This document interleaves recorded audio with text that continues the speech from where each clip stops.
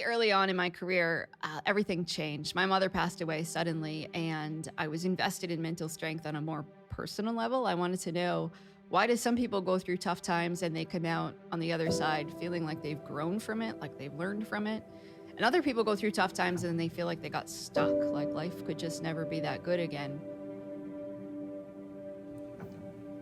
It was the 3-year anniversary of the day that my mom died, when my 26-year-old husband died of a heart attack.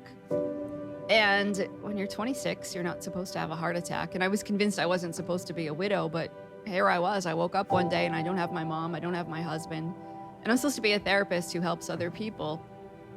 And I was certainly not in any shape to help other people with their problems in that moment. But thankfully, I had learned a lot, and I had learned, okay, when you're going through tough times, it's okay to feel all the pain. You have to experience all those uncomfortable emotions, but just don't do these certain bad habits that are so tempting to do when we're in a rough spot.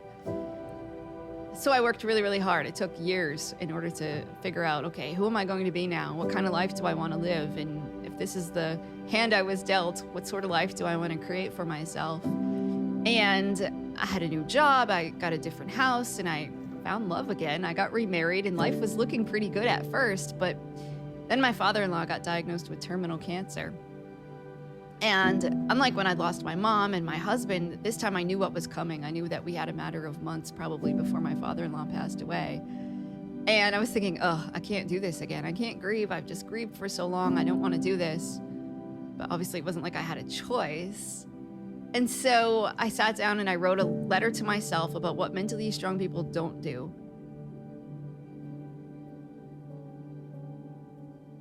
And when I was done, I had a list of 13 things. And I would read that letter to myself, and I found it helpful. So I thought, if this helps me, maybe it could help someone else. So I put it on the internet thinking maybe 5 people would read it, hoping it might help one person. But 50 million people read that list. And one of the people who read it was a literary agent, and she called me and she said, you should write a book. But people who read the list didn't know the context behind it. It was literally just the list. They had no idea that I was a therapist who was struggling with these things. So I told her, I don't know if I can tell the whole story because I don't want to lose my credibility as a therapist. If people know I struggle with these really basic things, it might be really hard for me in my career. But she encouraged me. She said, you don't have to do it, but maybe that would also give you more credibility. So I decided to go ahead and write the book. So my book, 13 Things Mentally Strong People Don't Do, came out the following year.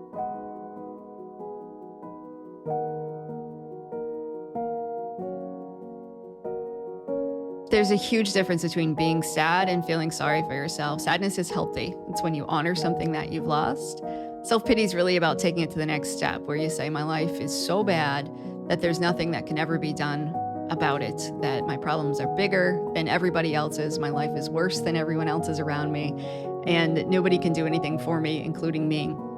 And that's really when we dig in our heels and we stay stuck in a place of pain, when we think, my life is awful, I'm doomed forever, nothing will ever get better, and we don't ever take any action to make our lives or anybody else's lives better. So that's why I warn people against wasting time feeling sorry for themselves, because it is a waste of time. You could easily spend a decade just thinking, this isn't fair, I shouldn't have to deal with this, rather than taking that same amount of time to work on yourself and figure out, how do I heal these emotional wounds? Self-pity definitely can become a self-fulfilling prophecy. When we think our lives are horrible and awful and nobody will ever help us, we don't do anything to make our lives better. So then 1, 2, 5 years later, we're still stuck in the same place. And it's because we predicted that this was what was going to happen, and then we've made it true. Is when we think nothing is ever going to get any better, we don't take the steps to actually make it better. When we give away our power, we allow other people to control how we think, how we feel, and how we behave. So somebody might say, my mother-in-law makes me feel bad about myself. Your mother-in-law doesn't force you to feel bad. It's about how you respond to maybe the comments she makes or the actions that she takes. But you're in control of how you feel. Or somebody might say, my boss causes me to get really angry. He ruins my day all the time. Well, nobody has the power to ruin your day. That's up to you. And nobody can force you to feel angry. It's up to you how you respond to them. So taking back your power is really about reminding yourself you're in control of how you think, feel, and behave. It's up to you how you spend your time, who you spend it with. And even certain things that may not feel like it's a choice, like you might think, I have to go to work. You don't have to. If you chose not to go to work, you probably wouldn't get paid, you might get fired, and you'd create a lot of problems for yourself, but it's still a choice. And taking back your power is just about reminding yourself, okay, these are all my choices, and maybe I'm doing these things to avoid consequences, but it's still because I'm choosing to do it. And when we do that, it just empowers us to know that we're in control of creating whatever kind of life we want. Living our best lives is really up to us.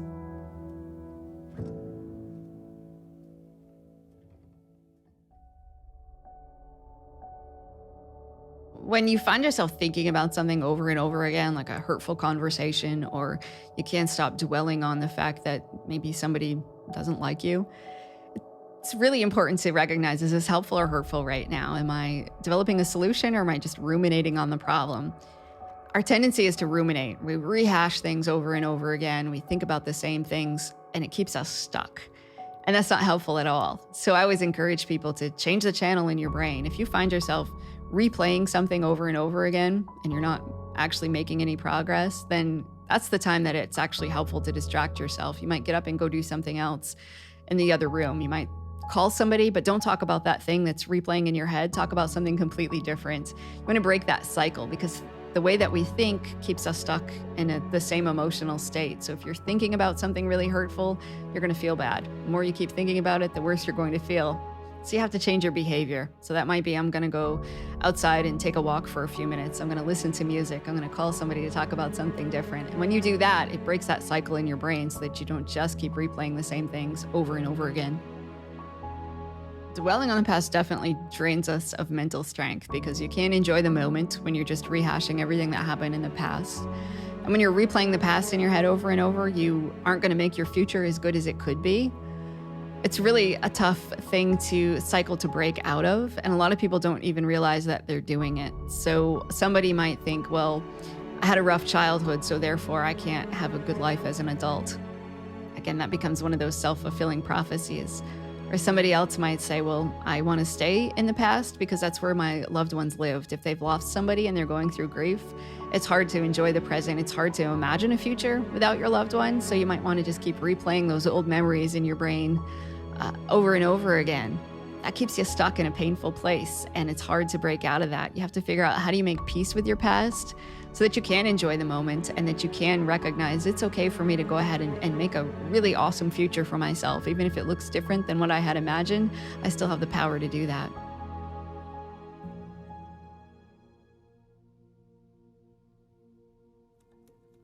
I'll have so many people that come into my therapy office and they think it's their job to make everybody happy. They don't want to create any ripples. They don't want to create any waves. And they think they can't stand it if somebody is angry with them or if they've disappointed anyone. Because of that, they often lose sight of their values. They don't know what's important. Some of them don't even know what their opinions are anymore. If somebody asks a simple question like, where would you like to eat lunch today? Their thoughts are, I don't know. I don't know what you want to eat for lunch, so I don't dare say what I want.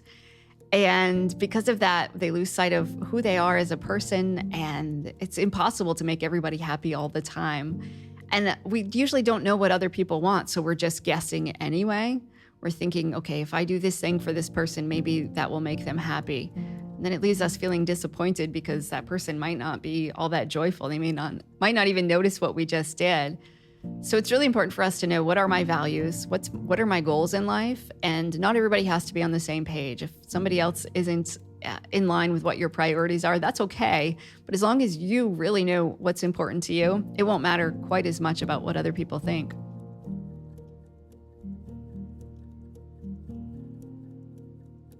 The truth is, we all do some of the things that drain us of mental strength sometimes. None of us are perfect.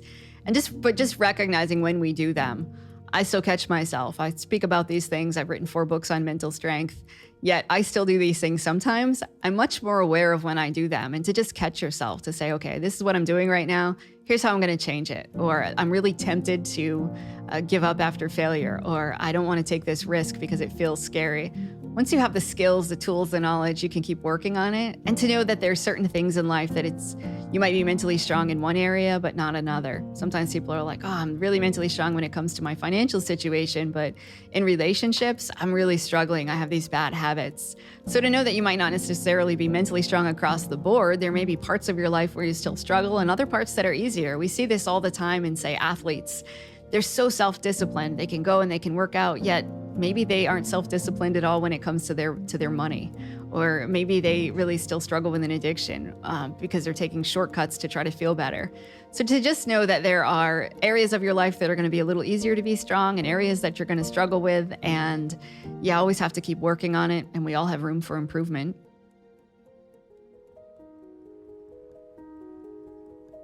In today's world with social media, it's so easy to look around and think that other people are happier, healthier, wealthier, that they have better lives than you do.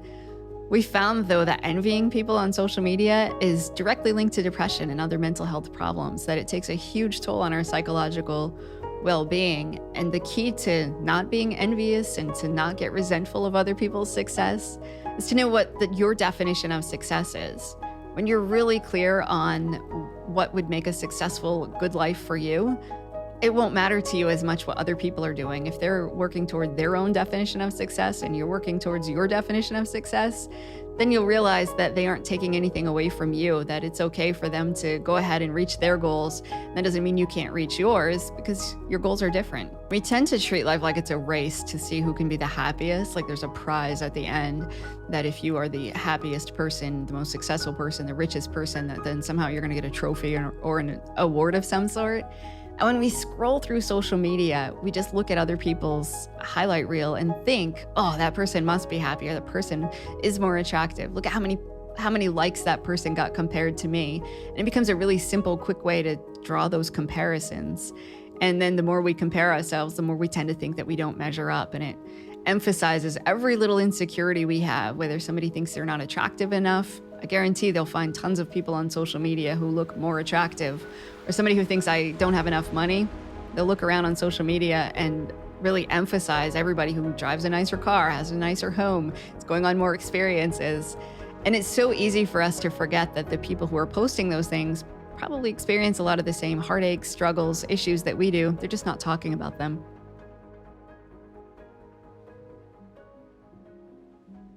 We often draw conclusions about ourselves based on our performance. So sometimes when things don't go as well as we expect, we fail, we think, well, that wasn't meant to be. I wasn't meant to ever be a business owner. I was never meant to be a good athlete. And then we draw those sweeping conclusions to avoid putting ourselves out there again. If you decide, okay, I was never meant to be a business owner, then you don't have to try again. So then you might go do something else, work for somebody else, because it feels safer. It's a great way to try to protect ourselves from being hurt, from embarrassing ourselves, from feeling like we just can't succeed, is by not trying. So it's tempting whenever we do fail to say, okay, then I shouldn't do that. I have no business trying again, and to try something else in hopes that we might succeed on something completely different, because that would then boost our self-esteem and prove to us that somehow we're worthy enough. But so often when we give up after the first failure, it doesn't give us that chance to learn, because you can learn so much from failure and you can try again with all of that knowledge. But it's tough to do if you have a really fragile ego, or if your self-esteem feels like it will crumble, that you can't possibly handle failing one more time, then you aren't going to try. The number of times you might fail depends. So you might decide to give up and to quit because something's not in line with your goals. For example, maybe you say, I'm going to start my own business. It doesn't work out. You might decide, well, that's not in line with my values, actually, because the amount of hours it's going to take me to launch a successful business, it's going to take so much time away from my friends, my family, my health, that I actually don't want to do it anymore. So in those cases, you might only try once or twice and decide this isn't what I wanted anyway. In other times in life, though, if you have a goal, a dream, something that you really want to accomplish and it's worth it, you might fail 100 times and then decide, okay, I just keep learning, I'm getting better, I'm growing, I'm getting a little closer each time. So it's really up to you to decide how many times should you fail, but knowing too that sometimes it's okay to walk away, but knowing that you're walking away because it's not in line with your values or because you don't want to do it, not just because you're afraid of the embarrassment that you might feel if you fail again.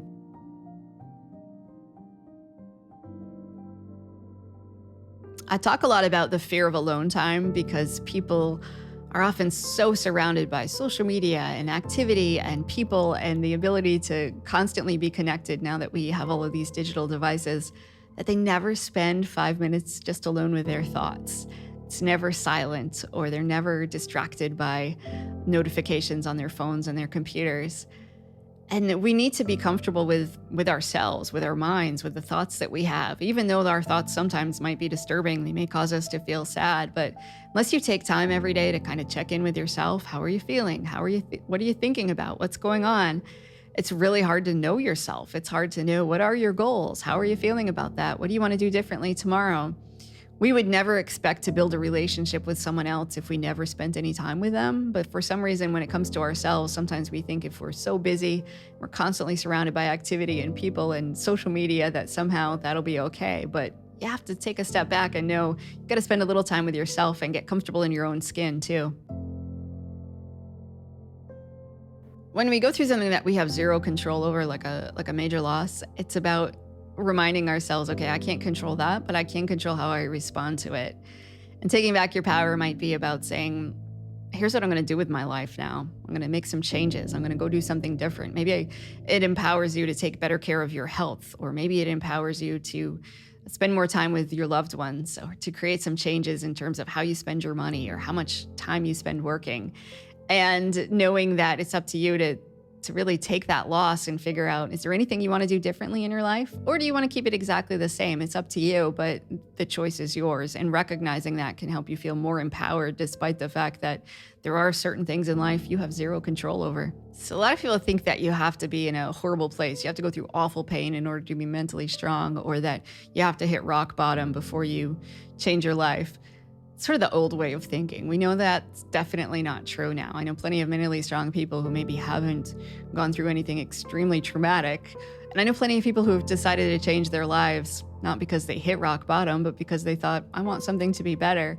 So you definitely don't have to wait until life gets awful in order to make a huge change. You might wake up tomorrow and say, I want to start taking care of myself better. I want to give up this bad habit.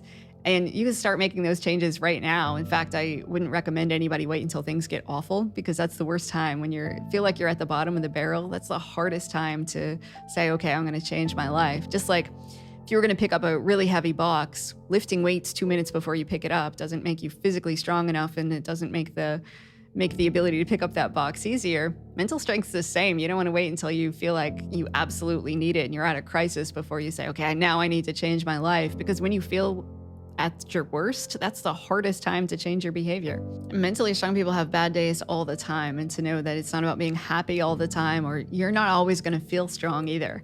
We're going to go through parts of life that we struggle. It might be a single situation. We might have months, we might have years that are rough. And it's not a sign of weakness if you're struggling, if you're having bad days, if your mood is off, if you're struggling to sleep, or your appetite changes, or maybe you have a relationship problem. Those are all things that are just part of life. It doesn't mean that you're not strong enough. I think mental strength definitely applies to everybody. Just like all of us have the power to build physical strength, we can all have the power to build mental strength, no matter who you are. It's all about the choices that you make every day. We can all choose to do things that help us build mental strength if we want to. There are exercises, strategies, things we can do to step outside our comfort zones and feel better. And to know that sometimes you have to feel a little worse before you feel better. When you start doing hard things, initially you might think, gosh, this isn't for me, or I can't handle this. But the more you do it, the more confidence you build, and the better you feel over time. And the more that you become, the stronger that you become, the easier it is to then take one more step towards stepping outside your comfort zone. There's so many risks that we take in life that we don't think about, like whether to put on your seatbelt in the car, or how fast you're going to drive when you're in the car, because we get used to it. Usually our daily habits, we do the same things over and over again. But there's other risks in life that we think are just too big. So somebody might say, I can't go give a speech in front of 1,000 people because that's too risky. It's not actually risky to give a speech. What's risky would be to ride in the car on the way to the speech. You might get in a car accident, you might get hurt, you might die. Giving the speech, you probably aren't going to fall off the stage and kill yourself, but yet it feels scary. So when something feels like it's scary, we think it's really risky. And we do this with social risks all the time. Like sometimes people will say, I can't call this person and invite them out for coffee because they might say no. Well, if they do say no, that's okay. You can handle that. Yet we treat that as if it's life or death. And most of us were never taught to really evaluate risk. So we just tend to think that it's based on how much fear we feel. Something feels scary, it has to be risky, so I shouldn't do it. And that's not a really good way to live your life. And to realize that our emotions cloud our judgment all the time. So when something feels scary, we underestimate ourselves, we overestimate the chances we're going to fail. But on the other side, when we're really excited about something, we might overestimate the chances that we're going to succeed. So sometimes people jump into a get-rich-quick scheme because they think, what could go wrong? So then it doesn't feel scary, even though it might be risky, just because of their excitement. So it's really important for us to evaluate, how am I feeling? To put a label to that emotion and to then think, how might this emotion be affecting how I'm thinking about this risk? And to know that we all take risks every single day, physical risks, social risks, but we usually don't spend much time thinking about it. So sometimes it's important to take a step back and write a pro and con list. What are the pros and cons of moving to this new city? But then also maybe what are the pros and cons of not moving? And when we take a look at that, because not making a change is also a choice, whether we're talking about not accepting a new job or not making that big move that we have been thinking about, but staying stuck also has consequences to it too. And there's something about writing it down on paper. You look at the pros and cons of taking the risk and the pros and cons of not taking the risk. It can help raise our logic a little bit. And we make our best choices in life when our logic and our emotion are in balance. So when it comes to facing our fears and dealing with discomfort, you have to take a really small step, one small step at a time, to say, okay, how do I manage my uncomfortable emotions? And the more that you do that, the more that you realize, okay, it's more tolerable than I might think it is, that being embarrassed, that failing, that stepping outside my comfort zone isn't awful.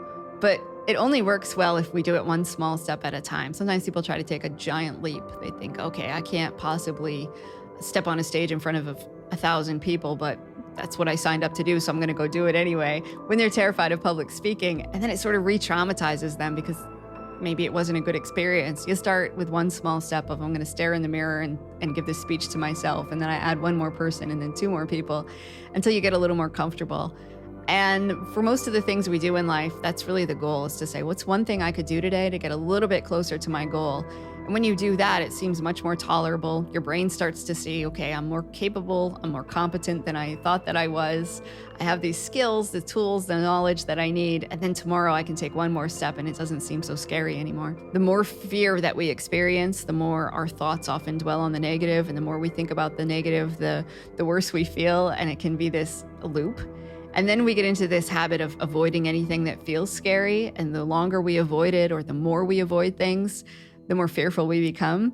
So you have to break that cycle. It's a difficult cycle to break, but we all get into it. Whether somebody says, I'm afraid of taking a social risk, so I haven't left the house in a long time, and the more I stay home, the more it just confirms to me that I'm not a social person and I can't make friends. So just recognizing the longer you do something, the harder it is, but it doesn't necessarily mean it's more risky. It's just that our emotions are often irrational.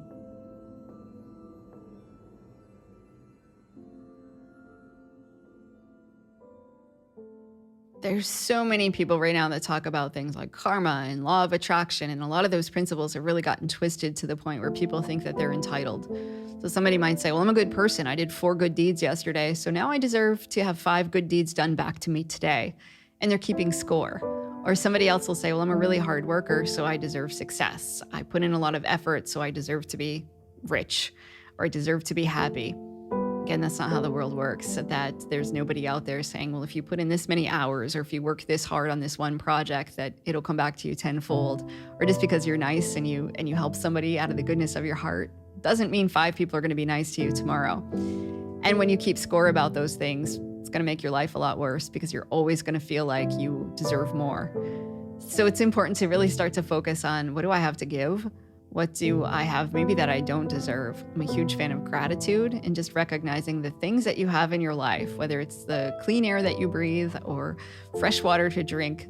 Those things are really big, that even though they seem small, it's huge that we have that. And even on your worst day, there's always something to be grateful for. And just practicing gratitude is really good for your mental health and your overall well-being. And in the bigger picture, it keeps you from feeling like you have this sense of entitlement, that you deserve more than you already have. It is tough when we've had bad things happen because we do think, I've paid my dues. I went through hard times. I now deserve something really good to happen. And sometimes people will say that to me, like, oh, it's so good you got to write a book and you get to do all of these really cool things now because you went through such hard times. Well, it doesn't even out. It's not like I have really happy things that have happened to me now because I deserved it, because I went through really tough times. And trust me, it doesn't even out. If I could get rid of all of the happy things that happened and the sad things, it wouldn't come out even anyway.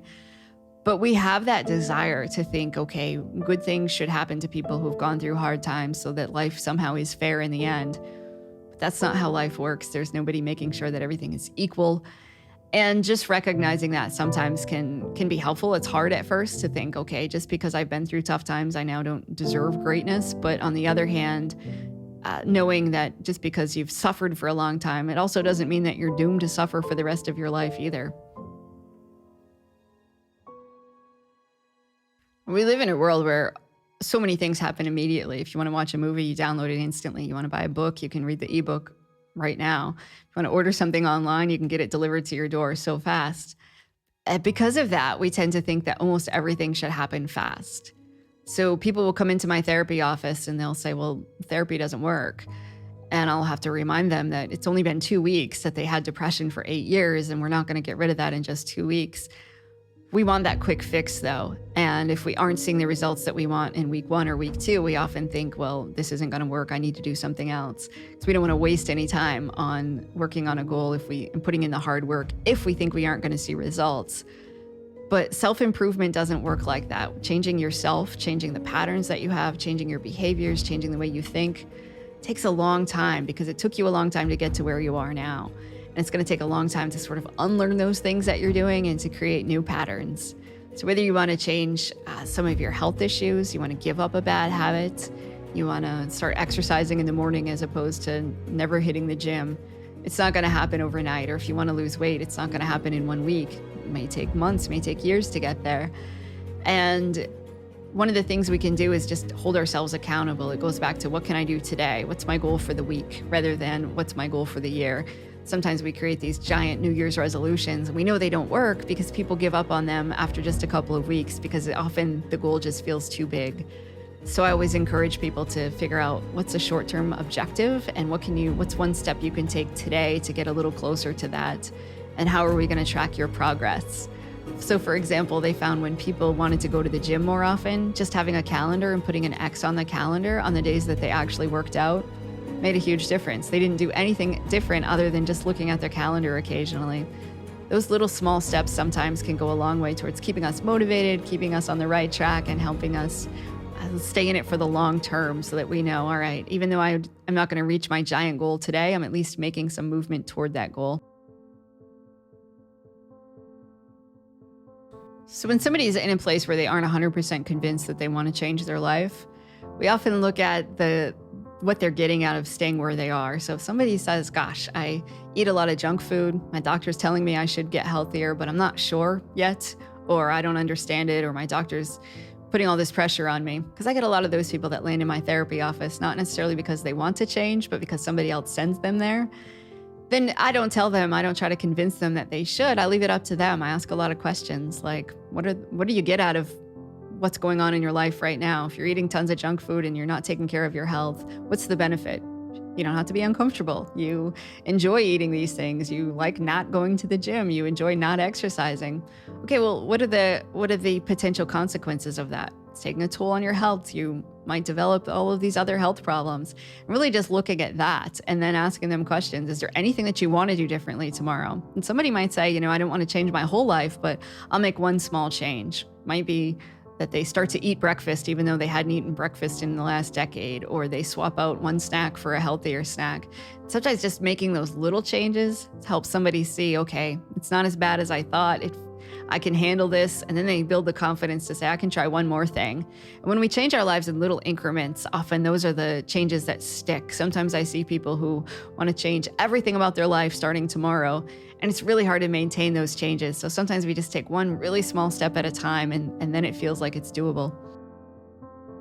So sometimes I see people who change because they're trying to avoid consequences. Maybe their spouse says, I'm going to leave you if you don't stop drinking. So they stop drinking, but not because they really want to, but because the other person's pressuring them to.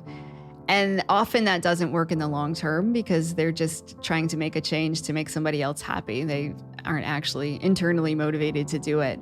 But there's other times where we start out being motivated by other factors. And after a while, we think, oh, this isn't so bad. I actually like this. So somebody who says, well, I just show up because I get a paycheck. Maybe after a while, that paycheck, that motivates them to keep going to work. But they might decide, I actually like my job more than I think. So there are times where extrinsic pressure can then lead to intrinsic motivation. So when we start to get rewards, external rewards, sometimes that does help us to start to say, okay, I can do this. Initially, I didn't want to, but I'm seeing the benefits of changing my behavior, and then people can stick to it.